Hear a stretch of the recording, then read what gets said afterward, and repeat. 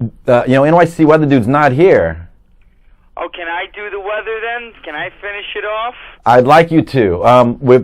Finish it off. Go ahead for it. Okay, so we're 10% precipitation on Monday, 51 degrees with a low of 37.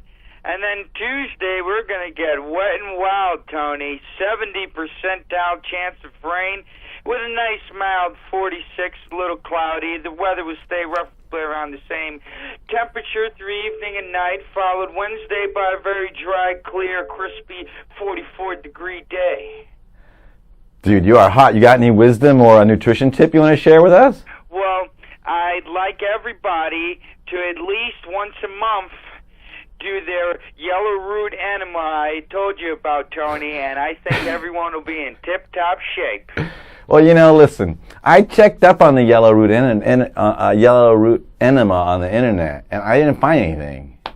Oh, well, Tony, this isn't something this is like Pfizer, where you're just going to pop up and pull up like some medical receipt and go to the prescription. You're at the office and get the medicine. Okay. What you're going to have to do is I'm going to have to email you, Tony, this personal recipe of mine, but I'm actually going to send it to you in video form because I want you to physically watch me do the enema. So well, you can send it. Listen, we have an email address for the... real. Listen, we have an email address for the show, whatreallymattersnyc @gmail.com. So you can send it there. We'll welcome that. We'll take a look. We'll pass it through the censor office. I've sent you a few emails last time when I told you we just opened up our little pop shop, our little wine store, and we had our cheese, and we were doing the wine enemas in the back, and I sent you the emails with the details, and you didn't show up. I'm sorry, I couldn't make that one. But let me ask you something. Let me ask you a question about the mayor being late everywhere. Have you noticed that he's late a lot? Well, you know what it is that he's really tall. And tall people get noticed a lot. So whenever he's walking around, he usually probably has to shake a lot of hands and gets acknowledged a lot, opposed to a guy like Hitler who could just run through the crowd and nobody would really give a shit about a piece of crap like him. Well, listen. We thought long and hard about the mayor being late for so many things. I mean, the first sign was he was late at one of the funerals of the policeman who was shot, right?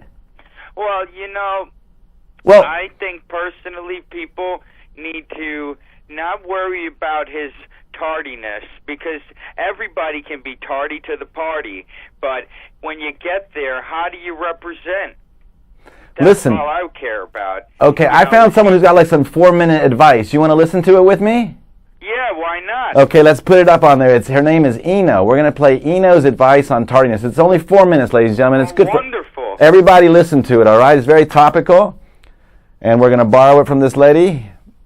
I can see right through the BS. Turn it way up and turn it down. You don't value time, and you don't have integrity. Ooh, ouch!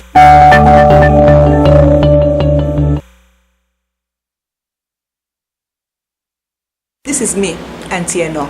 I just want to share a message of hope for you people. You people who are always late. You call it black people time. You call it African American time. You call it Nigerian time. No, this is not properly named. It is mediocre people time. And let me tell you something, it needs to stop. It's not cute. A party starts at 7 o'clock. You are coming in there at midnight. Did you not hear 7? What is the problem? Or you make an appointment for somebody. Okay, I'll see you later. What time is it? 3. I think I'm going to stop making time for people who waste my time. I can't do it. Time is money. I am messing with my money. And you think it's normal? It's not normal. Let me tell you. It shows a lack of integrity. Do you lack integrity? But if somebody tells you lack integrity, I beg to differ. Yes, you do. Because you're not on time and you're wasting people's time, and on top of it, you make somebody feel bad because they expect you to be on time. If I say these things, it's because I love you. Somebody is now holding you accountable. This is not what we are supposed to do. We are supposed to be on time. Because if you value time, you value yourself. You see, when you're late to things, you're showing that you don't trust yourself. That you're not reliable. Nobody wants to deal with people who are unreliable. That is not a good thing, my daughter. It's not a good thing, my son. Be on time. You people will swear up and down that the situation was unavoidable. Are you sure? You could have woken up early. You are lazy. You could have written a things to do list and organized your life. You are lazy. You see, this is what we believe in Nigeria. If you don't succeed, it's because you are lazy. And if you're not on time, I will add on top of that, you are lazy. It's just that simple. There is no reason to not be on time. Don't call it African American culture, black people time, Niger time. No, it is mediocre time. And if you want to label it properly, you will act accordingly. But this is for those of you who are on time. I appreciate you. And that's why I deal with you. You are on time and you value my time. So because of that, I too have made the time to make this video for you. Go out there and make it a great day. Share this message with your children. Tell them that time is very valuable, and the most successful people in the world understand the value of time. They don't have time for excuses. Do you hear Bill Gates say, "Oh, I'll just wait to make time for when the world is ready to accept it, then I'll just come through. When the world's ready to receive my message of hope, I'll come through"? No. You value time, you do it now. You take care of things now, you won't have to deal with it later. I say I love you. That's why I say these things.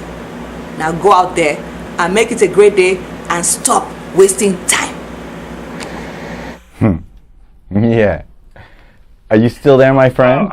Well, do you want to hear an amazing story, Tony, quickly? I love your amazing stories, yes. And Okay. and by the way, our other callers, if you want to guess why he's late, I had some thinking why I think the honor's late always. But go ahead, sir. I had a friend now. He used to work at the cafeteria at the World Trade Center. And he has suffered from a heroin addiction. And on the morning of September 11th, he woke up. And he's a fanatic. He would get a bonus in Christmas time for his perfect attendance. And that particular day, his heroin addiction made him very sick. And he decided to get his heroin opposed to getting his ass up and going to work. So he said, "I'll get there late. I'll just be a little late and I won't be sick." Is this a true story? This is a true story, honest to God, Tony. I wouldn't lie to you. Okay. And about a few hours later, the World Trade Center blew up.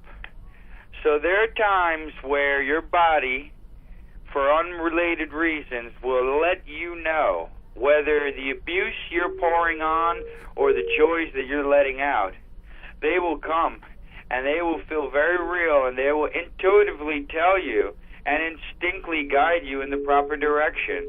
So this time thing that she speaks of, this is a time probably of the time of manipulation, when you have to do 9 to 5, you do this, you do that. The whole world is set up a time wave that everyone has to conduct themselves on. But there are other time waves and other periods of time where people are totally divine and connected with the universe. And those are the times that I care about, Tony. And that's one of the times that saved my friend's life. So she has a very valid point, but there are times where you're going to need to be late. It's only natural that it happens, and there's times where you'll be very early and you'll save the person's life, or you'll in return do something gracious for another person, or maybe you'll host an event and guide someone in the right direction who was maybe slightly confused.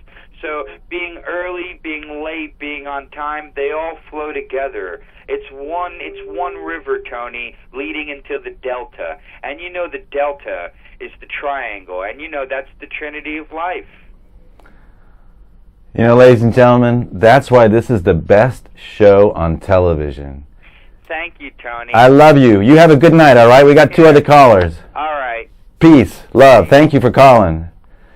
Hello, you're on the air. Hello. Hello, how are you? I'm good, and you? I'm great. Awesome. Excellent. What's on your mind?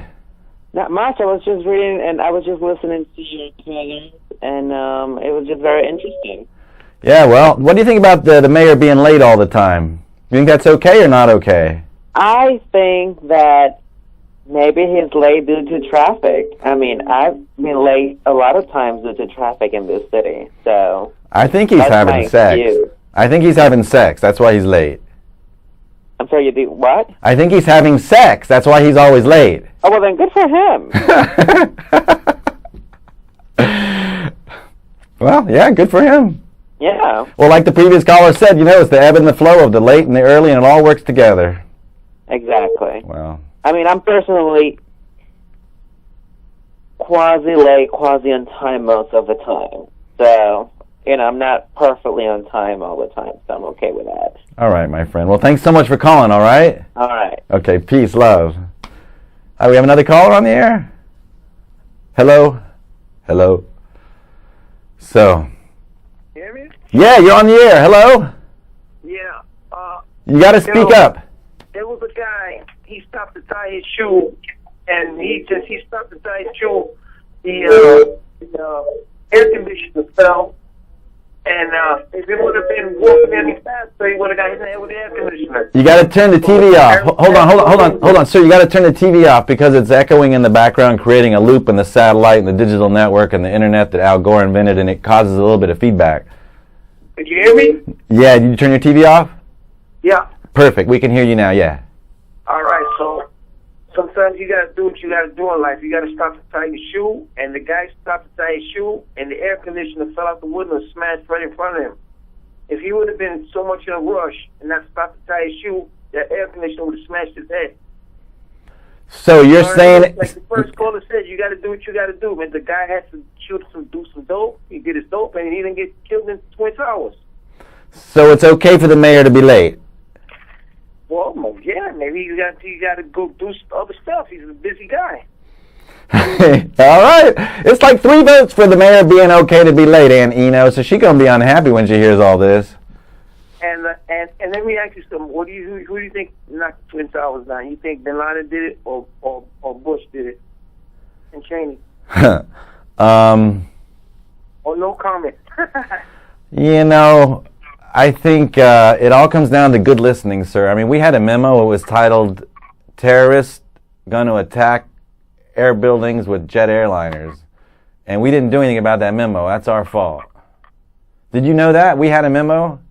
Yeah, but you believe that's official story, or you think it's all a big false flag operation? To be honest with you, sir, I mean, I have a really cynical side of me since I'm sort of in this media game a little bit. I don't believe anybody.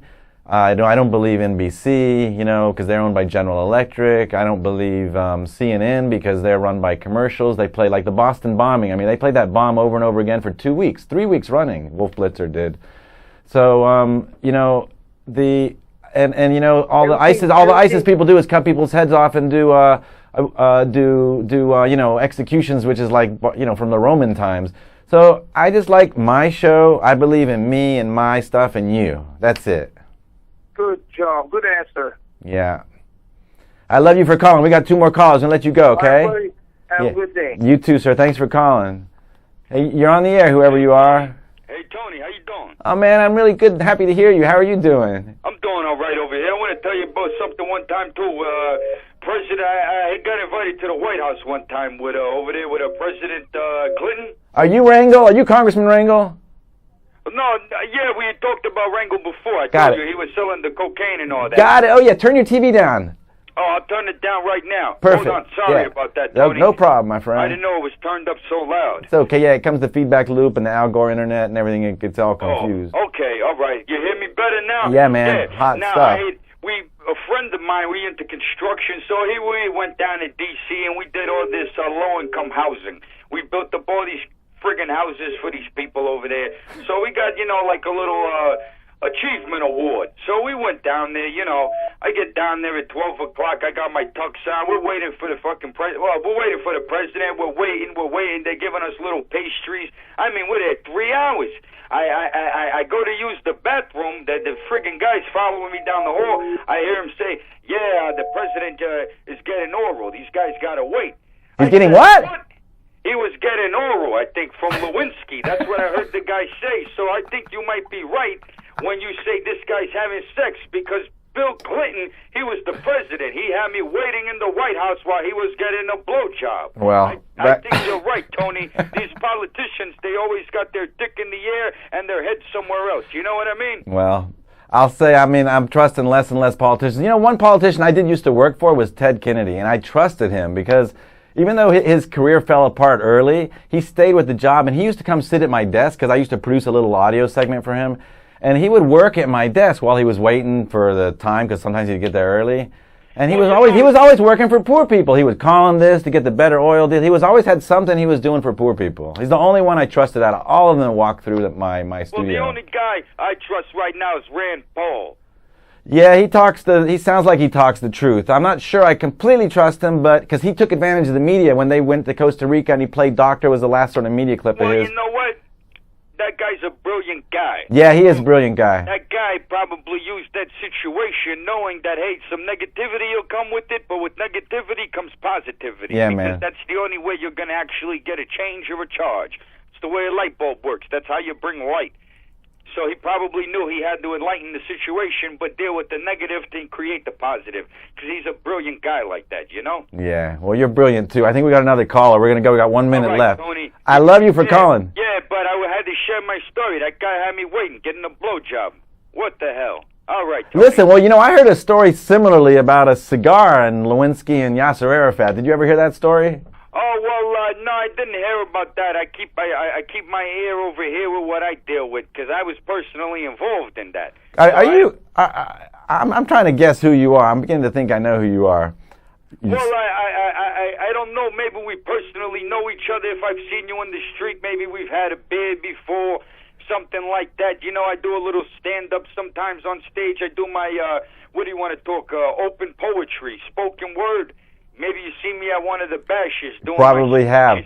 I do my famous poem about what is that? The death.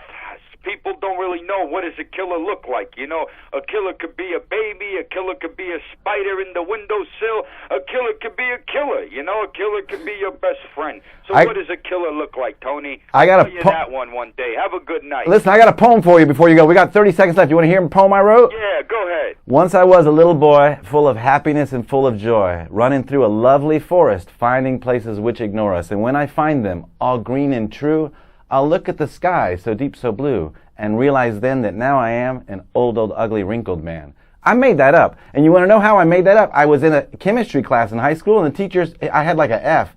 And he said if I made up a poem and stood up and said it, he'd give me a C. And right then I made that poem up. I stood up and gave that, and I got a C. You want to hear one? I had to tell the guy. We got 20 seconds. I never felt a piece of felt that felt the way that felt when I felt that felt. You know how I felt, Tony, right? Because that's the way I felt. Hey. Peace, love, good night. Thank you for calling. All right, Tony, love. Love to you too, my friend. Okay, ladies and gentlemen, thank you. You're welcome. Thank you so much for calling. Okay. I'll see you next Wednesday, Tony. Yeah, because if it's Wednesday, it's what really matters in NYC. Excellent. I want to thank Roberto and thank Jordan and thank all our callers and thank you for watching. This is Kenny, but thank Kenny too on the line. Kenny, thank you for calling. Peace, love, everybody. See you next Wednesday, 8 p.m. live. All right. Right here. Have a great night, buddy. Right here.